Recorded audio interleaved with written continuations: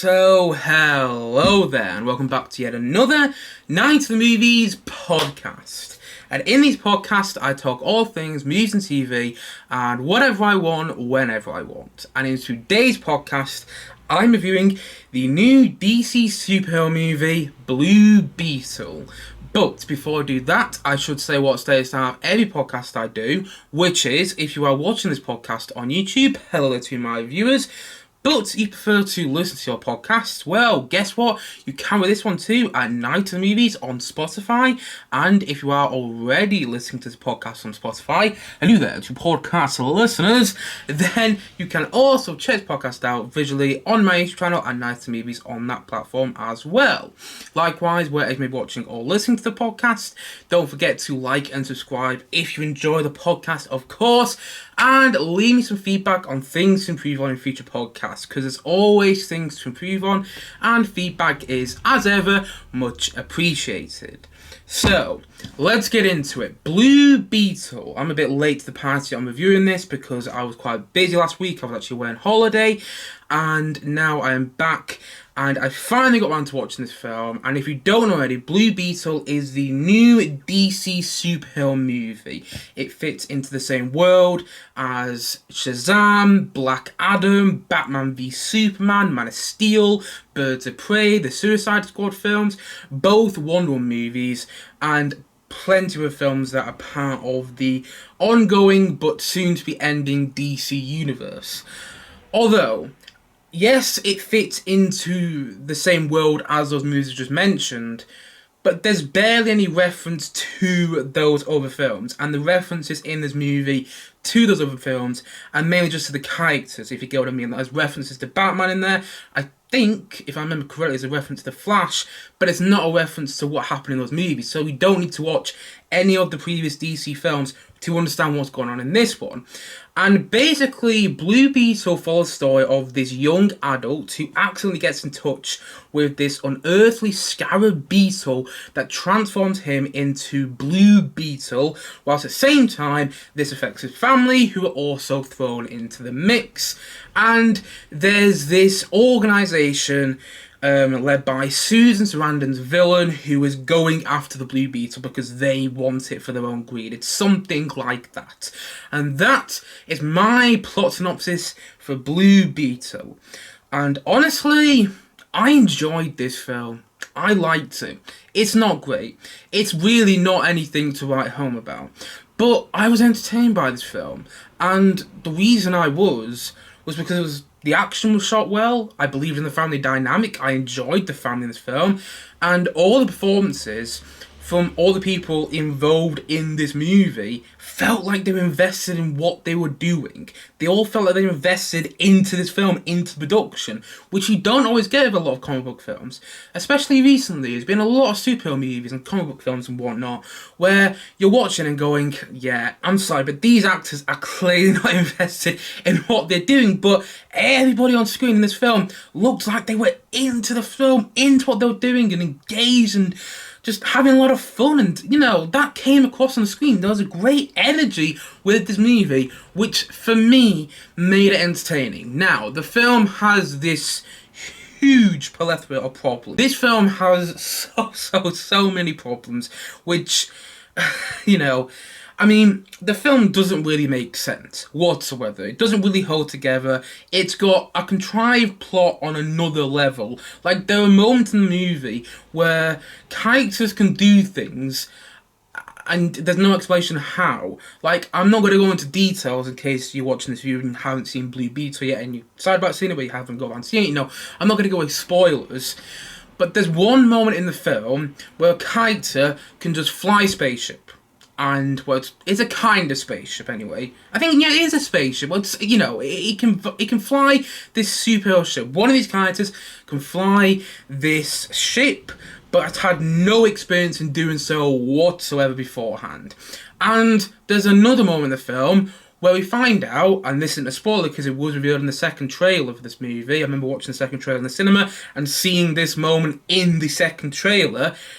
the grandma in this family gets a gun, and we find out we find out she can use this gun really well. And the moments which literally are making you cringe verbally, and I rolled about 6 or 7 times in this film, and that's non-exaggeration. I rolled quite a few times, and the villain, played by Susan Sarandon, is a mustache-twirling villain. Honestly, every single time she's on screen, she's like, I need to put my plan into action. Ha ha ha ha. That's what she sounds like every single time she comes on screen. And she's quite one-note. I really like Susan Sarandon, an actress, but I felt she was miscast in this film. The villain was largely forgettable, and the third act did lose me a bit, because in the third act you get this big CGI battle between the main character and the villain looked like he was straight out of a video game like Gears of War. I should say, I never played Gears of War, but I've seen clips of it, so it felt like he was out of that. And yeah, the final act lost me a bit, and it doesn't really hold together. The film, like I said, it doesn't really make sense whatsoever, and it doesn't do anything new, and it's pretty much, you've seen this film before, it's quite generic, and you can see where things are coming from a mile away. You've seen this movie before. It's a superhero origin story that doesn't really do anything new. And it really doesn't make any sense. And actually it reminded me a lot of Black Adam, the Dwayne Johnson DC movie, which came out, was it last year now? Yeah, it came out last year. I keep thinking it came out this year. It came out last year, and I thought that film was a monstrosity. I hated Black Adam. But the thing is, though, the reason I preferred this film over Black Adam, the reason I massively preferred this film over Black Adam, was because it was tongue-in-cheek. It was having its cake and eating it too, and it was working that. It worked because it did that. It knew what it was doing. It knew that it wasn't really making sense. It knew that at times it was a bit too silly for its own good, but it leaned into that. And you know what? I had a good time with it, which is something I can't say for Black Adam. Like, Black Adam was trying to take itself too seriously, I felt. I mean, if you enjoy Black Adam, that's great. It was a movie which honestly annoyed me more than it entertained me. And yeah, Black Adam, I felt like it was trying to take itself too seriously. Even to the point that, side note here, I watched an interview from Dwayne Johnson about a month ago now, when he was talking about Black Adam. He said he wanted to make the Dirty Harry of the DC cinematic universe. I'm sorry, what? But anyway, yeah, Black Adam felt like it was trying to take itself too seriously, whilst Blue Beetle isn't. It's just having fun with its concept. And as I've already mentioned, it had its cake and it ate it too. And that is why I think the film worked. And I believed in the family dynamic, which is at the centre of this movie. I mean, one could argue, and I might agree with this argument to a certain degree, that there's too much of the family in this film. Although, I didn't really mind it. I like the fact that the family were focused on this movie. I like the fact that there was a strong focus on family, and that they knew about the whole superhero aspect of the main character from the get-go. Like, there's a lot of this film which reminded me of the Tom Holland Spider-Man movies. Spider-Man Homecoming, Spider-Man Far From Home, and Spider-Man No Way Home. But the thing is, in the first of those films, Aunt May doesn't know that Peter Parker is Spider-Man. But in this movie, all the family know that the main character is Blue Beetle as soon as he gets those powers. So I really liked that. I really liked how that was thrown in there. And I think it added more heart to the film. And the CGI was good. The CGI was really good. And you know what? The CGI was far better than it was in flipping The Flash, which, I'm sorry, if you really like The Flash, that's great. I know there's some people who think it's one of the best movies of the year.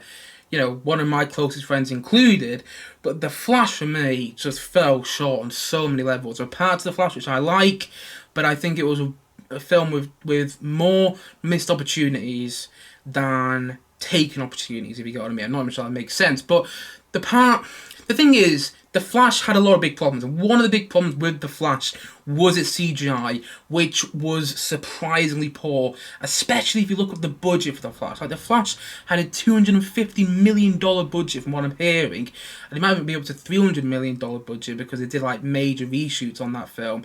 And yet, Blue Beetle, it's got a big budget. I'm not saying the budget is much smaller than that, but the CGI looked good. And you expect that from a movie which has this big of a budget. And I actually felt that the CGI was really convincing, which is something I really didn't expect to say, because this film was meant to go to streaming. Warner Bros. Picked it up and said, you know what, we can release a theatrical. We are happy with what you are doing here. He said that to the director. I haven't got the name of the director up here. Well doing bit. But, you know, Warner Bros. Picked this up to be a theatrical release, and I'm happy they did. Because I think that in doing so, that gave the filmmakers more confidence to make a better movie. And as I mentioned, the film's got a lot of problems, but what I mean by that is I think that the directing is actually really good with the action sequences. The action sequences have this certain flair to them, this certain energy, which I hadn't seen in a superhero movie for a while.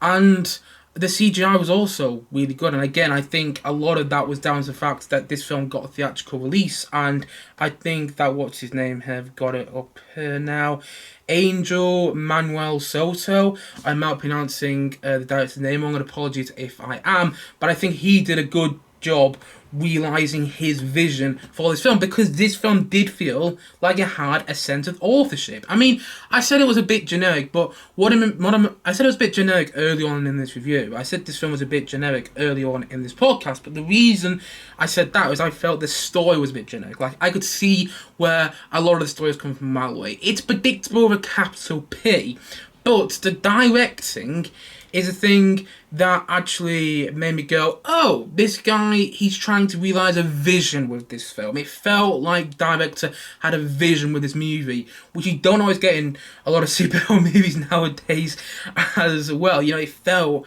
like there was a sense of authorship going on, and even though I didn't totally go with the vision that the director clearly had, I didn't love the musical score of the film, and I felt like some of it felt like a early 2000s superhero movie. Even though I didn't totally agree with the director's vision, it just wasn't for me some of the time, I liked the fact that this film felt like it had a vision. And that's something you don't always get from superhero movies. I mean, you do with some films. Like, there's a bit of Andy Muschietti's vision in The Flash, but towards in The Flash, it gets lost. And yet, I felt that this film had a vision with it. You know what I mean? Hopefully I do. And you know what? Another reason I really enjoyed this film was because it had no multiverse connections. And it had no real connections to the grander universe of the DC. Oh, that didn't make any sense. To the DC, I don't know what I'm saying now. It had no connections to the overall DC universe. That's what I meant. It had no real connections to Superman, Batman, The Flash, Aquaman, Wonder Woman, or whatever. It didn't really have any connections to those characters. A couple of jokes made about those characters, but that's really it. And, you know, that's one of the reasons I really liked it, because there's not one point in this film where Superman shows up or Aquaman shows up, and it becomes more of this intertangled sort of web. You know, it never felt like that, and it was a superhero movie that wasn't about multiverse, which was a nice change, because we've had multiverse so many times in superhero movies recently, and I am getting sick of it. I am getting so sick of multiverse, and it was nice to go into a superhero movie that just focused on one character and telling this character's origin story. So, sure, the origin story isn't anything that is particularly amazing or original, and sorry, by the way, you can hear some binmen outside, but sure, the origin story isn't anything amazing, but it was just nice to focus on one character in a superhero movie for once. It was really nice that. And, you know, that might be the reason I actually enjoyed this film, because it didn't feel like many other superhero movies recently. it just felt like its own thing, and I liked that about it. I really enjoyed the family dynamic, and I liked the film's energy. And it's almost 2 hours. It might just be over 2 hours this movie. I haven't checked the runtime, but I think it's around the 2 hour mark. And you do feel that. I reckon there's about 20 minutes you could have cut out of this movie, and it is a bit baggy in parts. But listen, I had an enjoyable time with it. And if a film is entertaining and if you have a good time watching it, then it's doing something right. I mean, I'm not saying this film is particularly engaging or engrossing, or I didn't get particularly invested in the film, but it never really bothered me too much. And I laughed a couple of times. I mean, a lot of the jokes which are meant to be jokes in the film, you know what I mean? A lot of the jokes which are, they say as jokes fall flat on their face most of the time. But there's a couple of jokes in the film which I found actually quite funny, which is saying something for a superhero movie. And yeah, I mean, I enjoyed it. It was tongue in cheek, and it knew what it was doing, and it was its own thing. And that's another reason I enjoyed this movie. And you know what? I'd say it's one of the best superhero movies of the past couple of years. And I mean, that's coming from me who, I'm not a big fan of Marvel. I've talked about this many times on this channel in the past. And so, I preferred this movie over most Marvel films recently. And you know what? I even preferred it over most DC films recently. And I usually like DC movies. I do. I was very excited to watch The Flash, one of my most anticipated movies of this year. But that film really disappointed me. And, I much preferred it over Black Adam, and I much preferred it over Wonder Woman 1984, which came out during the pandemic and was a really disappointing film. And you know what? I'd even say I preferred it over Shazam 2. And I enjoyed Shazam 2, but it was also very messy. And this film didn't feel messy, though. I mean, again, there's a lot of it which doesn't make sense, but it's going at such a pace.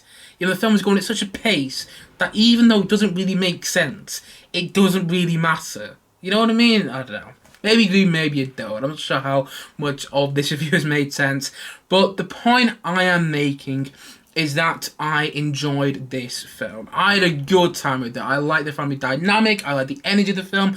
I like the fact that clearly there was a vision with this movie. There was some really good needle drops as well, which I really liked. And I really also enjoyed, what's his name here? Sholo Maradwana. I'm hoping I'm pronouncing that correctly. I even looked it up just before. I even looked the pronunciation of his name up just before I did this podcast today. So apologies if I'm mispronouncing the main actor's name, but Sholo Maradwana does a really good job. And yeah, I mean, all the cast seemed like they were enjoying themselves and investing in the project. It's too long, it's nothing special, and it's not a great film. But James Gunn tweeted this a couple of months ago before all the marketing started for Blue Beetle. He said something like, "This Blue Beetle is awesome. This film is awesome," with a poster of Blue Beetle. He tweeted that on Twitter, and you know what? I agree. This film was an awesome watch. Made almost no sense. It made almost no sense, but I had a good time with it. And if a film is entertaining, then it's doing something right. And so, all in all, I'm going to say that Blue Beetle, I'm going to say it's a 6.5 out of 10. I give anything I find good a 6 out of 10 or above, and the reason I'm giving it a 6.5 out of 10 is because of the family dynamic and the fact that this film had a bit of a vision, which is something I couldn't say about Shazam 2. And I actually quite enjoyed Shazam 2. I didn't quite enjoy it. I enjoyed it to varying degrees. But it didn't really feel like it had a vision, whilst this film did. And even though the vision didn't always work for me, I admired what it was doing. And the film, yeah, it's got a lot of problems, which is why I'm not giving it a 7 out of 10 or higher. But it has enough in there. It had enough in there for me to enjoy. I liked watching this film. I will probably never watch it again. However, I am happy I saw it.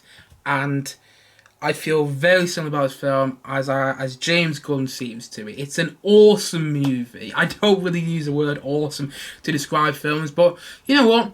I would use it to describe this film. It's an awesome movie that makes almost no sense, but it was an entertaining watch. And again, as what he mentioned, if a film is entertaining, then it's doing something right.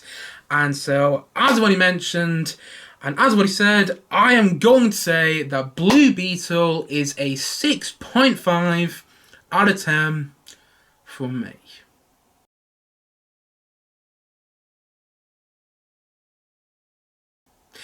Anyway guys, now that's it for the podcast today. Hopefully you enjoyed hearing my thoughts on Blue Beetle, and if you've seen the film, please let me know your thoughts on it in the comment section below, because I'd love to hear what people think of the movie. Maybe you hated it and thought it was absolutely pants, and if you did, then let me know in the comment section below, because I'd love to hear what your thoughts are on the movie. Maybe you loved it, or maybe you were a bit like me and thought, you know what, it wasn't too bad. Whatever your thoughts are on this film, let me know in the comment section below. And if you haven't yet, please do click down below and like, subscribe on this podcast. And look forward to many more podcasts coming very soon on this channel.